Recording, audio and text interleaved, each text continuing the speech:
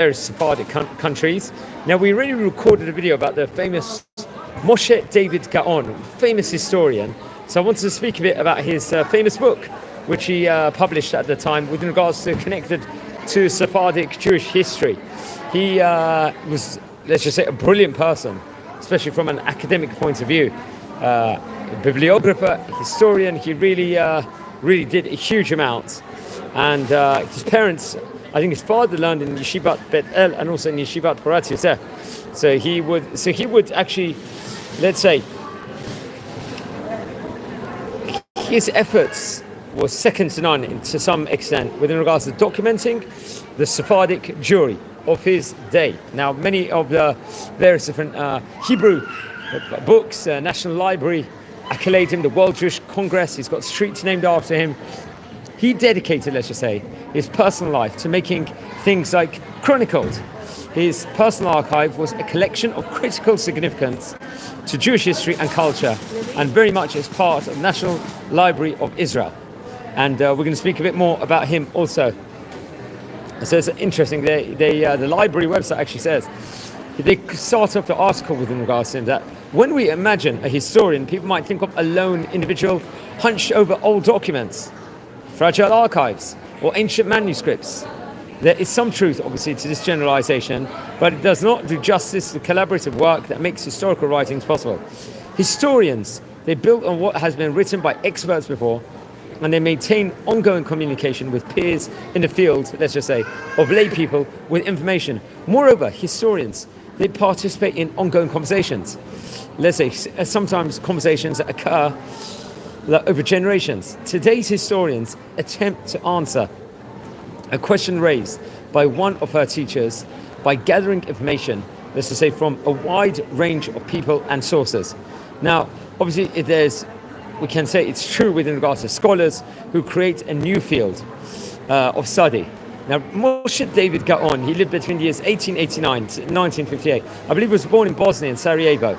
Another opinion says maybe he was born in Macedonia.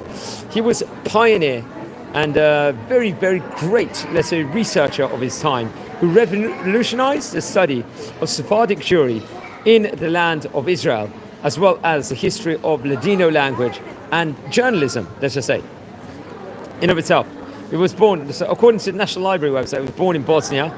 He spent much of his life in the land of Israel. He was an educator, a publicist, he was a scholar, and a communal leader. That's what's stated over.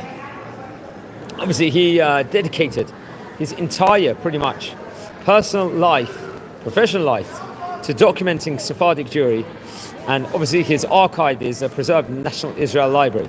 His contribution is more impressive, this is what the article says, given the context and history of academic Jewish studies, which began in the 19th century in German-speaking lands. I think, let's just say, there was a tradition known as Wissenschaft des Jahrhunderts, work to present Judaism as on par, let's say, with the greatest aspects of European culture, and it tended to emphasize the contributions, let's just say, of Judaism to the West and to Europe. Now, modern Sephardic Jewry was often ignored or looked down as more unsophisticated.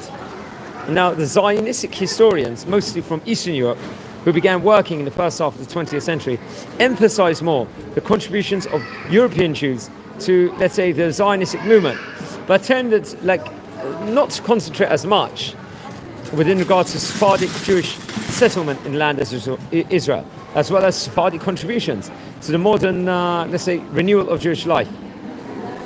Now, what's interesting, Moshe David Gaon, among others, insisted on a correction, let's just say. But that correction was hard to implement, and after a century of work, let's just say, Wissenschaft had already created a basic infrastructure at that point in time for the study of the past, including bibliography, networks of scholars and journals, but Sephardic Jewish histories was not as much on that curve at that point in time.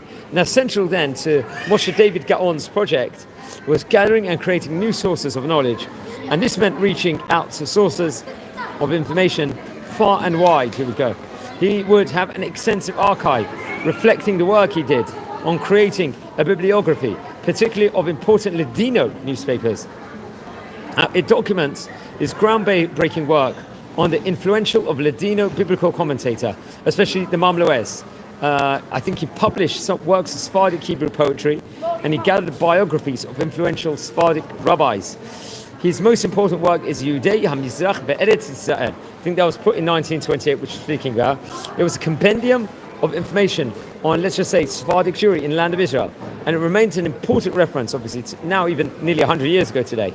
And it has been, let's say, reprinted several times. In that work, he emphasized the importance of Sephardic Jewry in the establishment of an economically produced but religiously observant yeshuv in the land of Israel. He could not have done, obviously, all of this alone. And part of that he set to accomplish was creating a network of scholars, knowledgeable lay people, and community members that would all contribute to an ongoing conversation that would give, let's say, Sephardic Jewry the pride of place it deserved. His archive, let's just say, is full of ongoing correspondence, some of which was haphazard, but some was more systematically designed, effort to gather information and share ideas. He was very much a thinker. There was one time he would send a letter to the distinguished author and journalist, Mr. Joseph Angel, requesting him to provide the names and editors of various Ladino newspapers. I think in 1953, Moshe David Gaon archive at National Library of Israel. So you can actually see his newsletter inside the or his letters inside the archive itself per se. Now, what's interesting, there was a man with the name Abraham Recanti. He provides names of newspaper editors after he was asked a series of questions similar to those seen in this specific letter, which is actually attached in the website itself, in the National Library, which we look at the letter, it's all in Hebrew, I'm just looking at it now. It was dated on the 10th of April, 1953, a specific letter within regards to gathering of information. And if you go on the nil.org.il website, you will see this letter per se. Now, some of Moshe David Gaon's efforts focus on making, let's say, connections with those who shared, let's say, his ideas and his project, for example. Let me just move position. So, is anyone joining in? We're doing a special edition of it where we are concentrating on the book and the writings of Moshe David Gaon. This is not the first time we've spoken about him. We spoke about him in previous video, also before, in previous occasions. So this is a special edition over here where we're exploring some of his history. Okay, so some of, let's say, Moshe Gaon's efforts focus on making connections with those who shared the ideas or his project. For example, several written exchanges were with an older contemporary, someone named Shlomo Rosanes, another person, a historian we've spoken about, who likewise believed that Sephardic Jewry had not been researched adequately. Now, Mr. Gaon asked Rosanes for help with publishing and publicizing his own work, but more importantly, used Rosanes as a source of information, particularly about Ladino newspapers and the lives of Sephardic Jews who had moved to the land of Israel in the 19th century. Now, it's also, Moshe David Gaon also wanted to document information held by the general public also. And in the 1930s, he systematically sent questionnaires to hundreds of public figures of Sephardic background, asking them about their own lives, the path that their family took to the land of Israel, and the communities they came from. Some responded briefly, while others provided elaborate personal and family, let's say, histories. These questionnaires, I think, provided important background for the Yehudi, המזרח, בארץ ישראל. In one exchange, I think it was in the late 1930s, Rabbi Yosef Chaim Ilios, I think his name was, of Tiberias, he would go on to provide, at that stage in time, a complete life history of his own illustrious father, the recently deceased Rabbi Eliyahu Ilios. I think he lived between the years 1860 to 1929.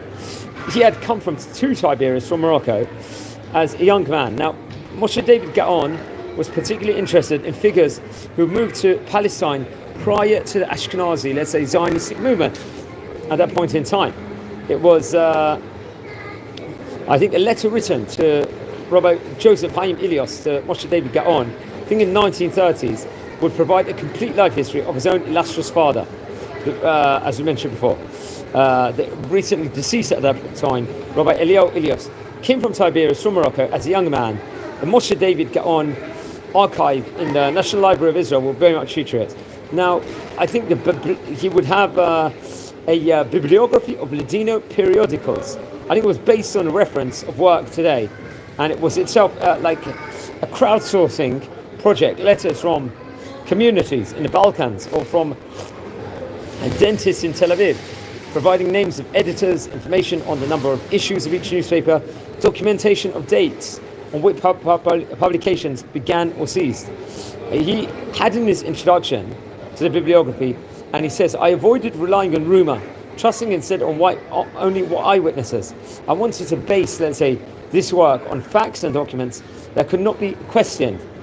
After Gaon's death, when he passed away, completing the work and bringing it to publication continued a group, let's just say, effort by the staff at the Ben Tzvi Institute, the National Library of Israel, and by Moshe David Gaon's friend and colleague, Moshe Katan. Hopefully we'll be able to explore a bit about Moshe Katan's history at one stage in time. Now, Moshe Gaon also kept his finger on the pulse of current events, asking colleagues for documentation of their own experiences in real time, let's just say. I think in 1934, a man in the city of Basra in Iraq claimed to be a, let's just say, over here, Messiah. Obviously he wasn't. And Moshe David Gaon immediately brought his letter writing skills to bear on documenting the event, for example, over here. Writing in the name of the Sephardic Community Council, Gaon insisting on getting as much information as possible about the man, what's his motivations, and let's say the community pretensions at that point in time. Well, hold on a minute. Ken. Okay, אפשר להגיד לה? אני פה. Okay, אני פה.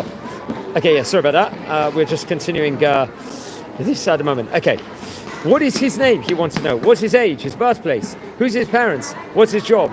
The man's habits, their interests. Because he wants to know exactly, so he can chronicle this over this, let's just say, this event that actually occurred over that point in time. Now, it was important to clarify, let's just say, the factors that led him to reveal himself. Why would he reveal himself as being Messiah? Obviously, he wasn't the Messiah. We know that. How did he prophesy? What was his reasoning behind, like, saying that he was this? Do some believe in him? How did the Jews or the community leaders respond to him? Have government officials spoke to him or not? So he tried to chronicle, let's just say, all these different scenarios that actually occurred at that point in time. He was not asking only out of curiosity, with a sense of urgency. He saw this correspondence as a role as a historian, let's just say. I hope that you do not disappoint me, and as soon as you receive this letter, you respond to that we can fully document this event and determine the place of this man in history, whether obviously for praise or for blame. Obviously he wasn't the Messiah, we know that unequivocally now there. I've never heard of this incident, I'm just hearing it for the first time now, just me personally. If the community responded, and I did not find that response in archive, leaving us less knowledge of this event and its aftermath, which only determines the value of wide-ranging communication in documenting history. Scholars operating alone know what they know. People with the knowledge, sharing and communicating, create a community of knowledge and change how people view this world. The Mishnah Navot is quoted in chapter number 4, verse number 1. That states over there, who is wise? One who learns from every other person. Okay, also they chronicle over. Another source says he was born in Macedonia in 1889. He received a degree in the Vienna University in Austria and emigrated to Israel, I think, and studied in Jerusalem. He was a schoolmaster in various primary schools in Jerusalem, in Izmir, and in Buenos Aires, also in Argentina, obviously. So he returned to Jerusalem and became a member of the Sephardic Community Committee and the Municipal Council until he passed away in 1958. And we talked about his publications in 1928 to 1938. What's really impressive with his publication, there's a bibliographical dictionary of 2,882 rabbis, scholars and notables, for example in Spain, Provence, France, Italy, Ottoman Empire, including Balkans, Middle East and North Africa. A great majority, let's just say, of these persons have visited Israel, a point not to be forgotten. Jews went to the Holy Land to die there, over there. You can see the also on the Hebrew Books or website. This contains 294 pages, this book from 1928. So we're going to explore a bit within regards to this very, very great book over here. I think it released on a separate date, I think between the years 1928 to 1938. Well, hold on a minute, just a short break. Well, okay, yeah, I'm just actually recording this from IKEA at the moment.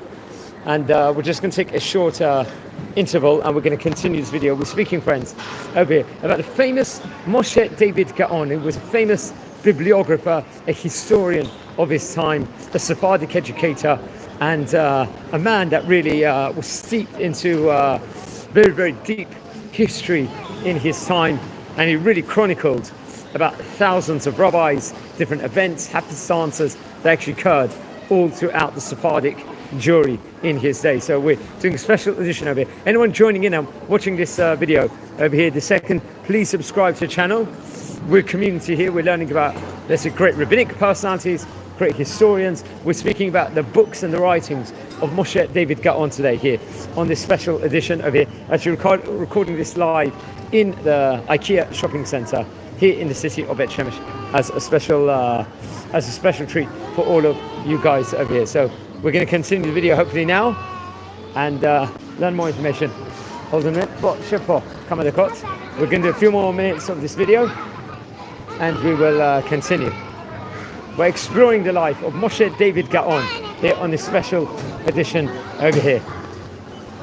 Moshe David Gaon happens to be from Bosnia and from Macedonia, and very much was connected to various countries such as, let's just say, Turkey. He was working in Eretz Israel extensively. He was a researcher, he was a documenter, and had many great roles, let's just say, in of itself. So we're exploring about his life briefly and a few tidbits with regards to his greatness over here. Just hold on 1 minute. Okay, yeah, we're just speaking about Moshe David Gaon, the famous historian over here. Just recording this from IKEA, just continuing. Talking about his great book, his dictionary, his encyclopedia. The book, now just reading over from Wikipedia over here, to some notes in regards to it. What was the book called, friends, over here?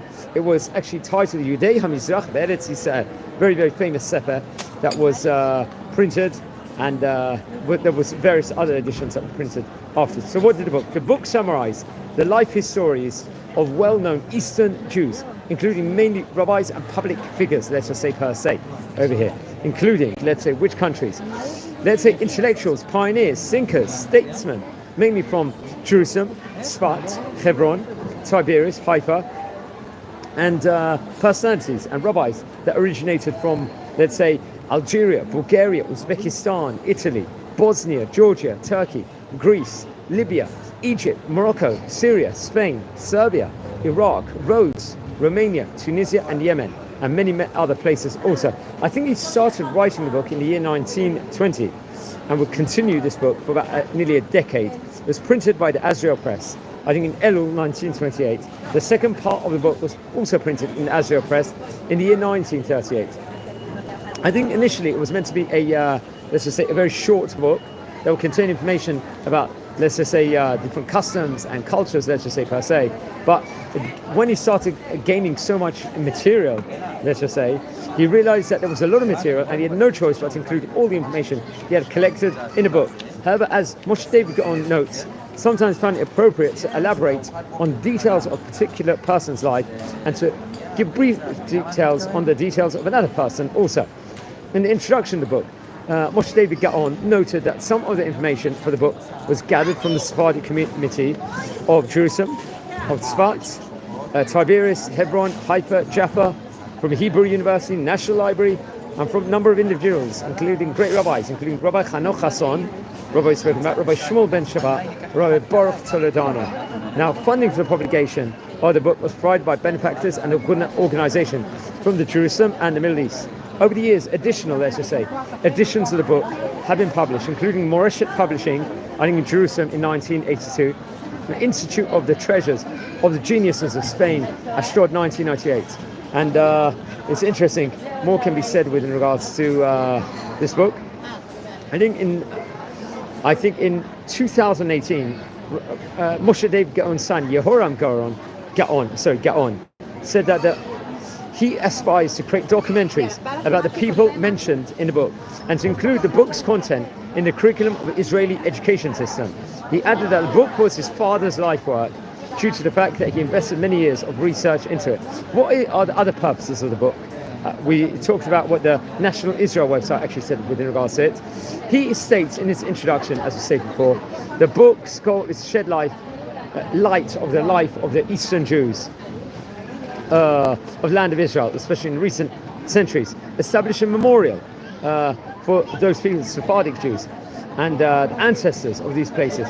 He qualified and wrote his goal, and was not to diminish the status and activities of the European Ashkenazic Jews in Jewish settlement, but that due to the necessity of reality, the latter were able to settle in the land of Israel and operate there only thanks to infrastructure and base that the Eastern Jewish community had already developed there. Now it's interesting.